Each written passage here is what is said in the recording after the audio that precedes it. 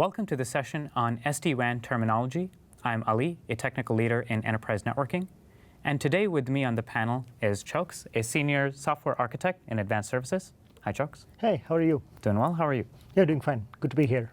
And joining us also is Zain, a technical marketing engineer. How are you doing? Thanks for having me. Good to have you. This session will explore the terminologies that are used in the Cisco SD-WAN solution. Presenting for us today is Vinay Prabhu, a technical leader in SD-WAN engineering. Hi, Vinay. Hey, Ali. Thanks for the introduction, and I'll quickly move on to what we're going to cover today.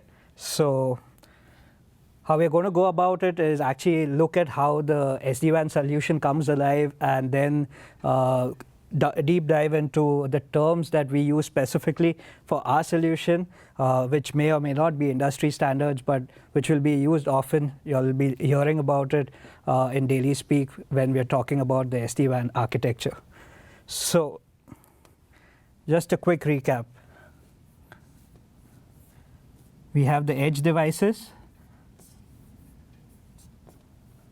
These could be sitting at the branch offices, the data centers, the campus. We have the controllers, which could again be on-prem or sitting in the cloud. We have the NMS software that sits in the cloud as well. And then we have one additional piece, the orchestrator, the vBond, which basically stitches everything together for you. So let's go on to the terminology itself. So what we're going to cover today is we're going to double click on the edge, the vSmart, the vBond, and the NMS. So let's go down to the different components. So you have the vEdge. This could be software or hardware. We have the vSmart. This is only software. We have the vBond, again a software component. And we have the vManage,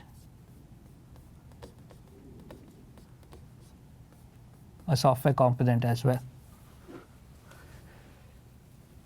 Let's start with the vEdge itself. So the vEdge could reside at different sites. I'll elaborate more on this.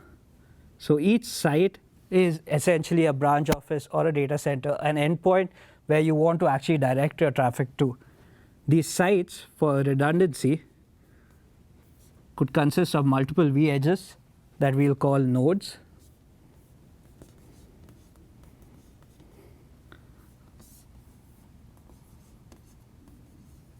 So this is providing physical redundancy for a particular site. For each of these nodes, we'd have further redundancy in terms of circuits, and each of these circuits are identified by something called TLOCs, what we call transport locations.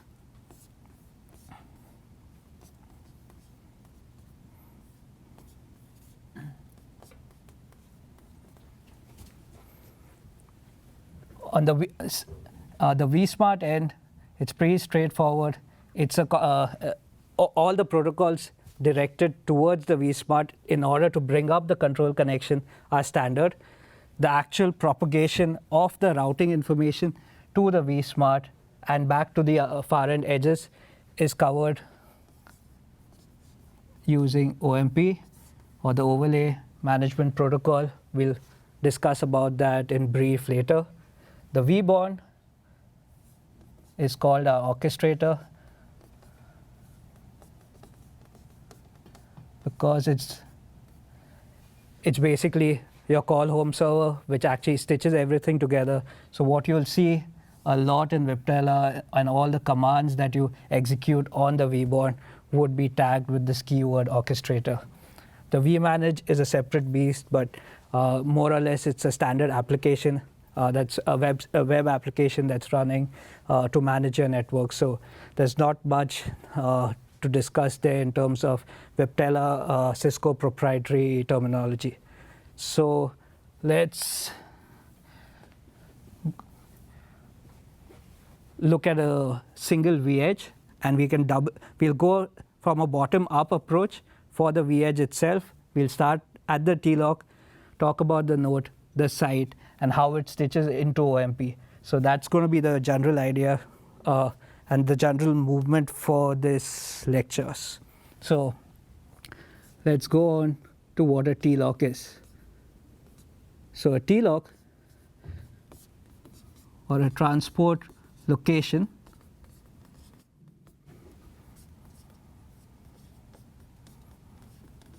is just a unique identifier for a circuit that's plugged into an edge device. So it is this IP and a unique ID that identifies this endpoint on a particular vEdge. It's the termination point on a particular vEdge we call a transport location, or a TLOC. So like any unique ID, that you have a key and value pair for the TLOC. What are the keys for the TLOC itself? The key for the TLOC is 1, the IP address of the system it resides on. So the IP address of the vEdge itself, the system IP of the vEdge, is one of the keys. So to clarify, Vinay, when you talk about the IP address of the system, is it the circuit IP address or an IP address from the provider, or is it something else? No, it's a IP address on the box itself that is used. It's analogous to the way a host name would be used on a vEdge by the service provider to actually identify the box. So could we consider it similar to a router ID? It's like a router ID, yes. It is analogous to the router ID. So the IP address of the system. Second, you have a color, which I'll elaborate on further. And you have the encapsulation used by this TLOC to establish a tunnel to the far end vEdge. So this encap for us could be the IPsec or GRE, and we default to IPsec on all our boxes. So the unknown term, color. So why we need color, and how does color make a particular TLOC unique? So as you can see, you could have multiple circuits residing on the same vEdge. You could have AT&T and Verizon circuits on the same vEdge. These circuits cannot be uniquely identified by just the system IP and the encap. We had to introduce a third parameter to make this key unique, and that was color. Now, how do you use color? So the color is basically of two types: private and public. So the color that we're using here is a means to describe the circuit types that we have. Yes, that's true. So it creates a uniqueness for the interface itself that's connected to your transport or your circuit, and it also is overloaded in terms of the property of the circuit itself. So how we use color to identify the type of circuit is using two distinct types of colors. So we have private colors. These could be private 1, private 2, MPLS, and we have public colors, which are more or less all the colors you see in the spectrum itself: green, blue, gold. So anything that's an actual color is more or less a public color. We have a few more public colors called public internet. We have default, which is public. Now what they mean in each context is a private color has no NATing in play for connectivity. A public color has a NAT in play to provide connectivity. So consider this V edge having two circuits, and consider a NAT out here. So you have IP address A, port P. At this end of the V edge, you have A prime, P prime on the other end of the V edge. For this circuit, you have no NAT in play, so you have X and Y as the IP and the port, and that's it. There is no X prime, Y prime. So what the color actually signifies is I want to give a public color to this circuit, saying that, hey, this color, the TLOC color is blue, the TLOC color is MPLS. What this tells the far end V edge is, if I need to get to a TLOC whose color is public, I must use the NATed IP to actually establish a connection back into the V edge. Using the private IP is of no use because this NAT box is going to basically black hole your traffic, drop your traffic, and not let it through into the V edge itself. On the other hand, the private color signifies that, hey, the IP address and port number that I have provided to you is reachable privately, directly. There is no NAT in play. You can get to X, Y directly without having to worry about a translation that's happening in the middle. So if we wanted to describe this, the color is a tag for our circuit, and the type of colors tell us if it's an MPLS style circuit or if it's an internet style circuit. Exactly. So the color has significance in terms of the type of circuit.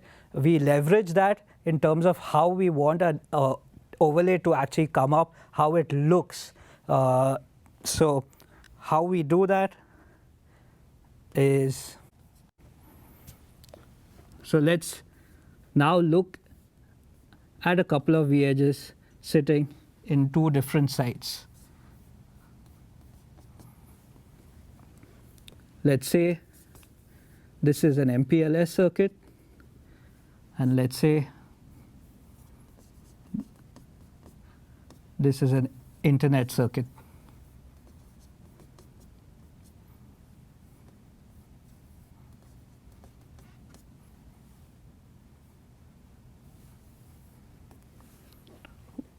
What we want to do here is essentially have connectivity from edge to edge over the MPLS circuit, that is using this TLOC 1, and have internet connectivity over TLOC 2 between the two edges.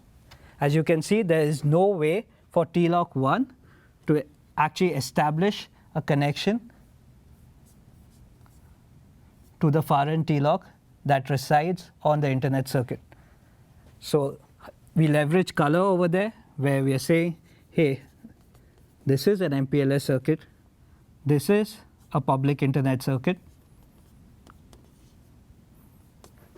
Similarly, this is also identified by the same label, the same color, MPLS.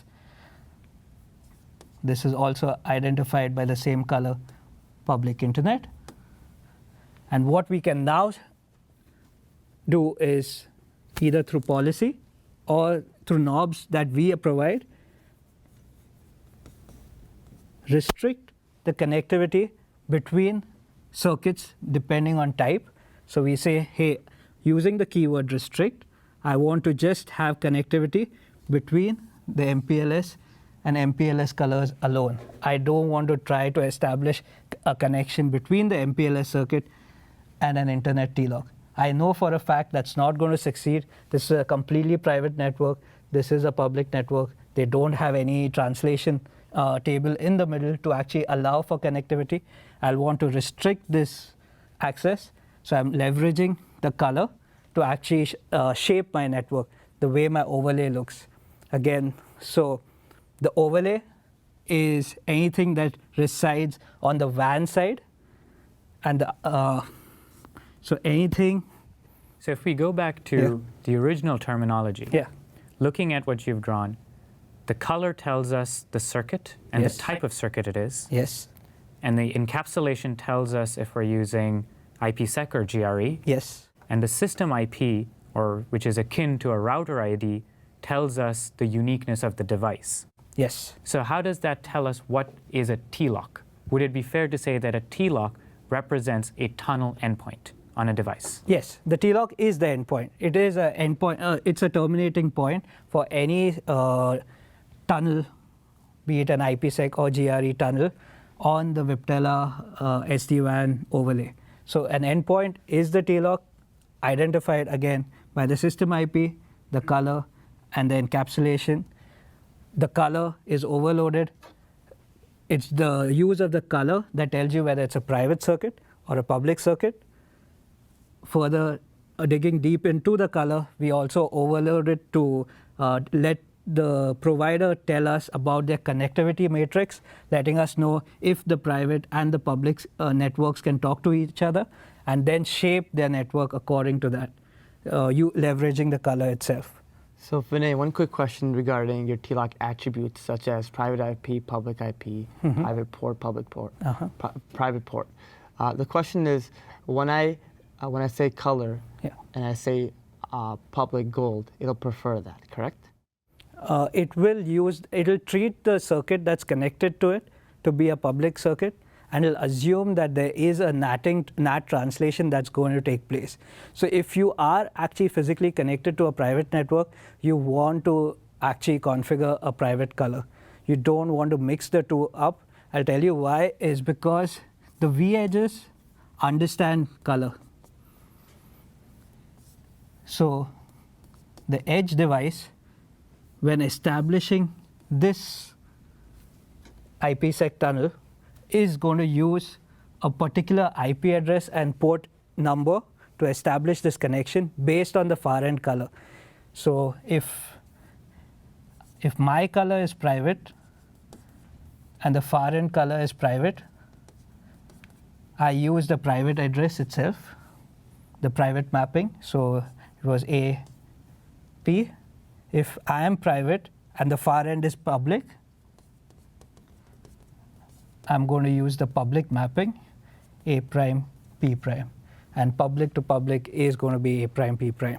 So if this circuit was actually a public internet circuit, and you landed up giving it a private color, like private 1, you wouldn't be able to actually establish a connection, because you're telling the far end that there is no NAT in the network itself. I hope that answers that. Yes, thank you. Okay.